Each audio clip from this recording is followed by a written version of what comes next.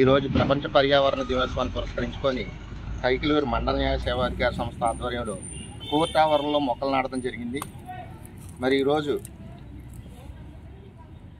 ఎండలు అనేది చాలా ఎక్కువగా ఉంటున్నాయి.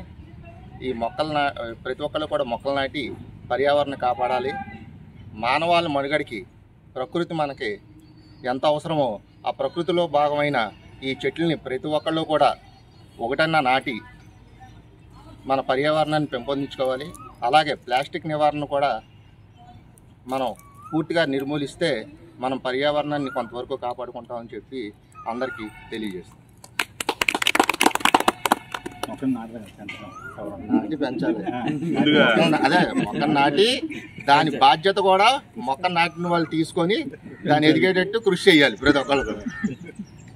అంతర్జాతీయ పర్యావరణ దినోత్సవ సందర్భంగా మరి మండల లీగల్ సర్వీసెస్ అథారిటీ వారు జడ్జి గారి వారి ఆధ్వర్యంలో బాల్ చేసిన అడ్వకేట్స్ అందరూ కూడా అలాగే స్టాఫ్ ఒక మంచి కార్యక్రమంలో ఈరోజు పాల్గొన్నాము. పర్యావరణం కాపాడేది చెట్లు మాత్రమే అని చెప్పని సత్యాన్ని గ్రహించి ప్రతి ఒక్కళ్ళు కూడా చెట్లు నాటడంలో తమ వంతు బాధ్యతని నిర్వర్తించాలని చెప్పని ప్రతి వ్యక్తి విధిగా వాళ్ళకి వచ్చే పుట్టినరోజు నాడు వాళ్ళ వివాహ దినోత్సవం ఏదో మంచి శుభకార్యం రోజున వాళ్ళకి ఇతర ఆడంబరాలకు పోయి ఇతర ఖర్చు పెట్టే బదులు చెట్లు నాటి పర్యావరణానికి ప్రజలకి మేలు చేస్తే బాగుంటుందని చెప్పని ఈ సందర్భంగా చిన్న సూచన చేస్తాను.